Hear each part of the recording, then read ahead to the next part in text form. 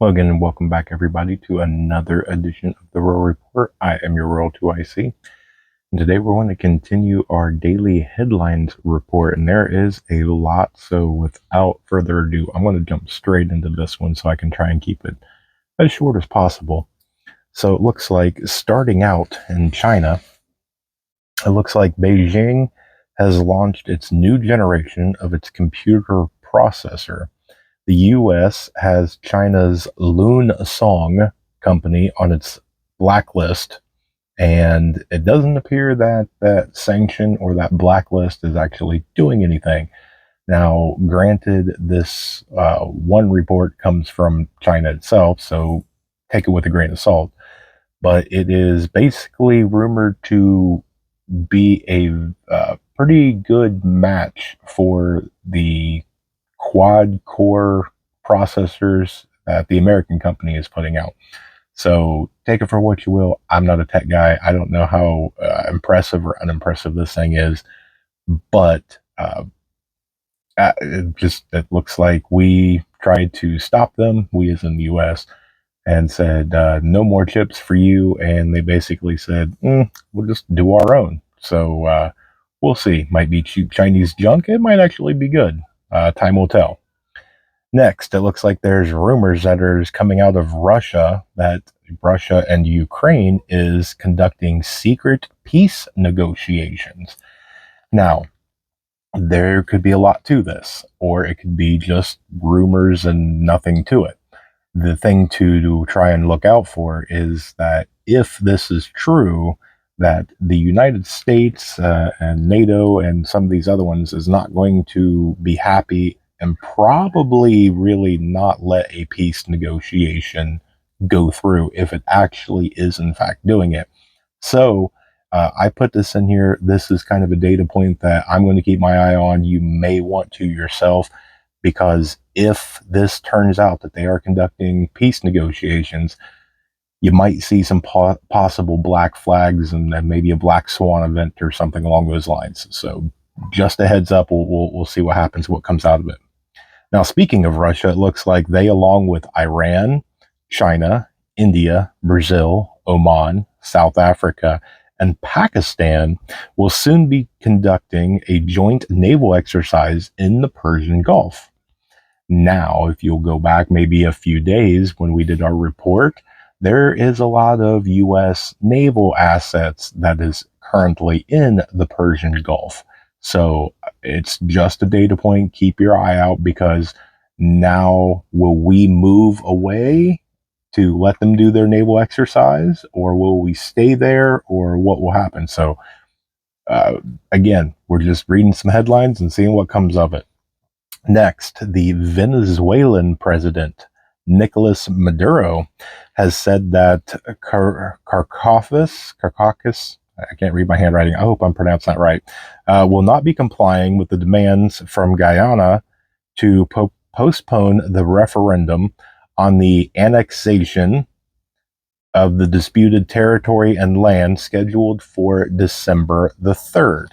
Now, today, as you watch this, it is December 1st, so that would make December 3rd Sunday. So, crazy things tend to happen over the weekend. So, over the weekend, might be something to keep an eye on, because maybe this is the next thing to kick off. Maybe it's not. I don't know. I know we have U.S. military boots on the ground down there. So, there's definitely some sort of concern for us to get down there and give this some attention. So, again, just a data point. Next one, and I really wish I could share the video. I don't know if I was allowed to, so I decided not to put it in here.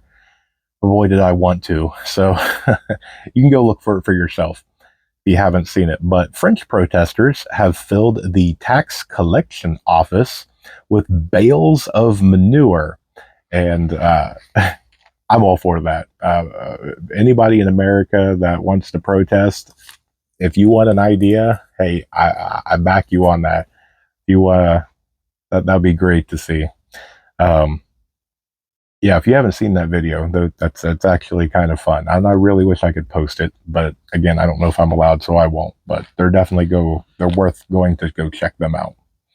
Looks like the mysterious white lung, or the mystery pneumonia disease, is now being called, and I'm hoping I'm not good with these medical terms, mycoplasma pneumonia. And it looks like it is rapidly spreading across Germany right now. It looks like it's the same thing because it's mainly affecting children. There is adults and some other ones. It looks like they're saying that there is some serious cases and some other ones, but that looks like this is round two. It looks like it's going through everywhere again. It's country by country. Cases are building. Just a data point. We'll see what happens with this. Now, looks like there is a video that has been posted that allegedly shows the Iranian-backed PMU forces that are in Iraq, that they, in the video, completely block a U.S. military convoy. Now, that's interesting. They don't show very much, at least the video that I saw and a little bit that I was reading about it, but it's interesting. They just kind of got right in the way. The convoy stopped. They kind of just had a stare down. Video ended, and I didn't hear anything about it. I don't see the U.S. military engaging unless engaged upon, which is a good thing because I didn't hear anything bad about the situation. But it's not a good look for the U.S. military to just get, blockaded like that. So we'll see. Again, just data point, probably nothing to it, but we're just going to keep our eye on that area because we know it very well could be a hot spot. Moving along, looks like the Pakistani Navy has come out and announced today that it has deployed a warship of its own to escort its own merchant ships. And it looks like this is in response to the Houthis and them seizing different vessels in the area. So again, a data point. This could be another one of those things to where, somebody attacks the wrong ship.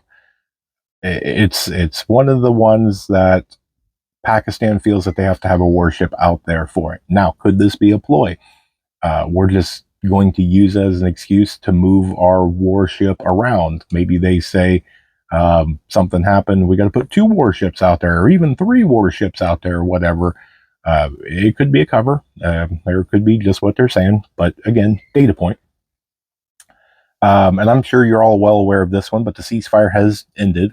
Both sides have now resumed fighting.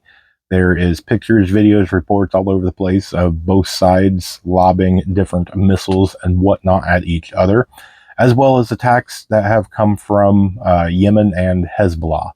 So it looks like everybody's right back to it. So we will see if another ceasefire happens or anything along those lines, because there is hostages on both sides. So again, a data point as of right now. And again, we just said this. The weird stuff always happens on the weekends, it seems like. So we'll see.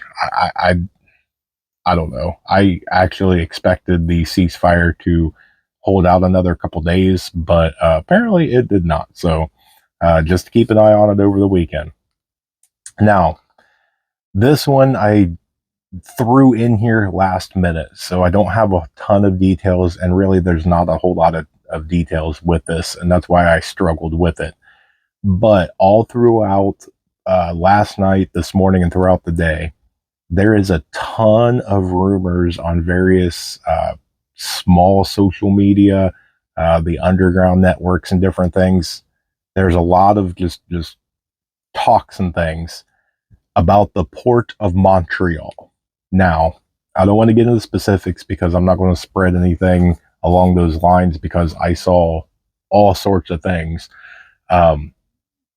But it appears that there is some sort of marine vessel and some sort of organization or trying to organize about this marine vessel in the port of Montreal. So for all the Canadian subscribers or anybody like that, this isn't a cause for panic or alarm, but maybe over the next few days to a week, you might want to be a little extra cautious. It may turn out to be absolutely nothing. So Again, no cause for panic, no cause for alarm. Just maybe inch that, head on a swivel, and awareness up just another degree, just for maybe a couple of days. Um, Moving into the homeland, looks like Republican senators have come out and asked the presidential administration, let's go with that, to immediately restrict travel between the US and China. Now, this might be too little too late because, as we said, they're already reporting cases here in Warren County, Ohio. It has moved around to some other states. And then on top of that, Germany's reporting it, Europe is reporting it. So it might be too little too late if this is actually something, that is going to spread around. So I don't expect anything to come of that. And I don't see any travel bans in the immediate future, maybe a little bit later, but I doubt it. Next, I'm sure most of you are aware, Sandra Day O'Connor has died at the age of 93. She was the first woman on the Supreme Court. So that made headlines. Next, in an effort to get a subpoena for Epstein's flight logs, apparently has failed due to being blocked by Senator Dick Durbin. Now, that's interesting in itself.